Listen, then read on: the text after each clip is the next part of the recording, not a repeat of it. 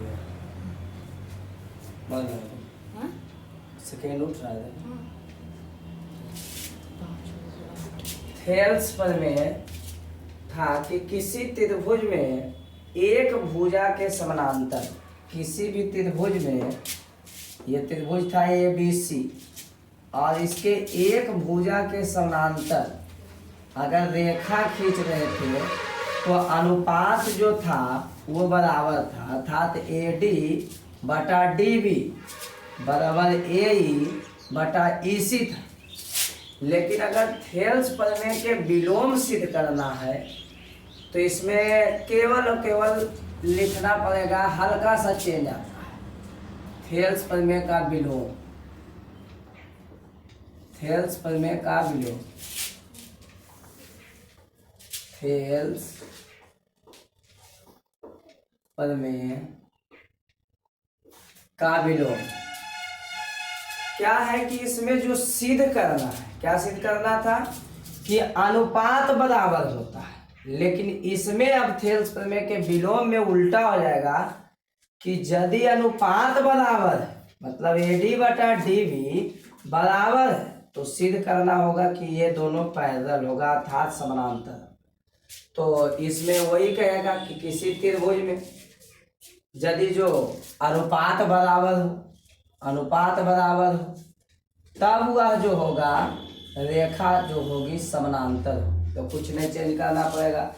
किसी त्रिभुज में, किसी त्रिभुज में एक रेखा खींची जाए, यदि किसी त्रिभुज में एक रेखा खींची जाए और वह किसी भी, और वह भुजा को समान अनुपात में विभाजित करती है तो वह तीसरी भुजा के समानांतर हो। किसी त्रिभुज में, इसको मिटा करके पूरा लिख दिया जाता है कि कैसे होगा, और बाकी थोड़ा सा समझना है। किसी त्रिभुज में यदि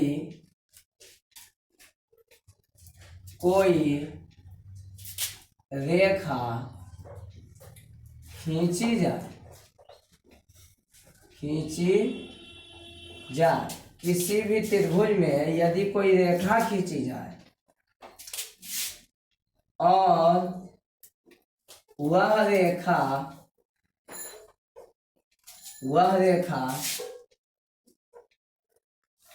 त्रिभुज के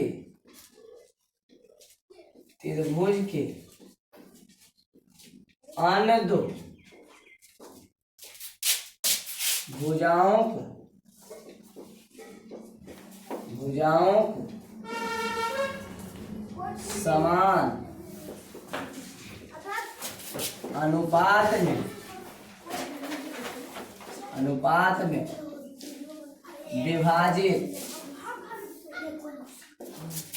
करती है, समान अनुपात में विभाजित करती है, तो वह रेखा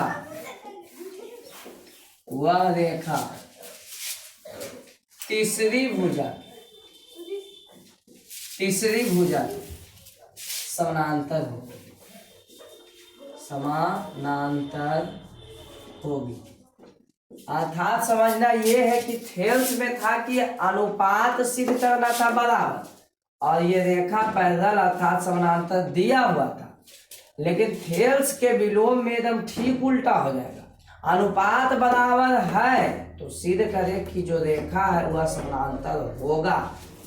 वही लिखा हुआ है कि अनुपात बराबर है, अगर कोई रेखा खींची जाए तो समान अनुपात में विभाजित करती है, मतलब अनुपात बराबर है, तो वह जो रेखा है वह तीसरी भुजा के समानांतर होगी।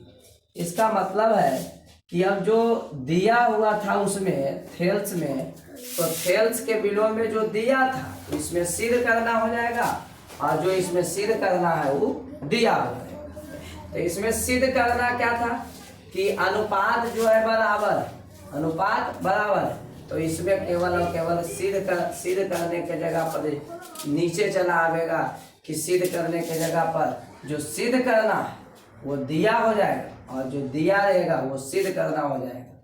इसी को कहते हैं थेल्स का विलोम, उल्टा। तो सिद्ध करना था कि एडी बटा डीवी यही बटा इसी, लेकिन अब जो है सिद्ध करना हो जाएगा कि डीई समानांतर बीसी, यही वाला चलावेगा। और यहाँ पर जो दिया हुआ था कि माना कि त्रिभुज एबीसी में अनुपात दिया हुआ है एडी बटा डीबी बराबर एई बटा ईसी। कुछ करना नहीं है, जो थेल्स के विलोम में, थेल्स प्रमेय में जो रहेगा, जो सिद्ध करना रहेगा, इसमें चल जाएगा दिया हुआ रहेगा और इसमें जो दिया हुआ था वो सिद्ध करना। रचना वही करना पड़ेगा कि एन लंब ए बी और डीएम लंब ए सी पर डालें, इसमें कोई दिक्कत होना नहीं चाहिए। और बीई और सी डी को मिला लेना है, बी सी डी को मिला लेना है। जैसे इसमें चलते थे यहाँ तक सेम आ गए, यहाँ तक कोई दिक्कत नहीं। अब आप यहाँ पर से इसको हटा दीजिएगा, यहाँ पर से इसको हटा दीजिए। अब करना क्या है कि अब थोड़ा सा देखना है कि जो दिया हुआ हमको है एडी बटा डीबी है, जो इसका राइट साइड में लिखा हुआ है फर्स्ट इक्वेशन, और जो इसमें दिया हुआ है कि ए बटा ई सी, इसके जो राइट साइड में है वो भी यहाँ दिया हुआ है। इसका मतलब है कि दोनों के राइट साइड अर्थात RHS बराबर है। समीकरण 1 और समीकरण 2 का RHS क्या है, बराबर है। इसका मतलब है कि LHS भी क्या होगा, बराबर होगा, ये और ये बराबर हो जाएगा। इसलिए लिखना पड़ेगा कि त्रिभुज ADE का क्षेत्रफल बटा त्रिभुज BDC का क्षेत्रफल बराबर होगा त्रिभुज ADE का क्षेत्रफल बटे त्रिभुज ECD का क्षेत्रफल, एरिया। अब क्या है, ये दोनों कैंसिल हो जाएगा, ऊपर कुछ नहीं तो 1 हो जाएगा, और 1 से गुणा करने पर तो वही चीज रहता है। तो अर्थात हो जाएगा, इससे 1 से गुणा करेंगे तो त्रिभुज BDC का क्षेत्रफल हो जाएगा, बराबर हो जाएगा 1 से गुणा करेंगे त्रिभुज ECD का क्षेत्रफल हो जाएगा। अर्थात दोनों त्रिभुज का क्षेत्रफल बराबर आ गया। ये दोनों जो त्रिभुज था BDC और CDE का क्षेत्रफल जो है, ये दोनों त्रिभुज का क्षेत्रफल 1, 2 का जो क्षेत्रफल है, ये दोनों बराबर आ गया। अब यहाँ पर लिखना पड़ेगा कि 9th में थ्योरम था कि यदि दो रेखाओं के मध्य दो त्रिभुज बने और उनकी जो एरिया हो वो इक्वल हो अर्थात बराबर हो, तो वो जो रेखा होगी समानांतर हो। वही बात लिखना पड़ेगा कि यदि दो त्रिभुज की एरिया बराबर हो तो जो रेखा होगी वह समानांतर है। तो यहाँ पर लिखना पड़ेगा, बस केवल और केवल लिखना पड़ेगा। यहाँ पर आराम से लिख देना पड़ेगा। क्या लिखना पड़ेगा कि दोनों त्रिभुज का एरिया तो बराबर है, तो वही लिखना पड़ेगा। चूंकि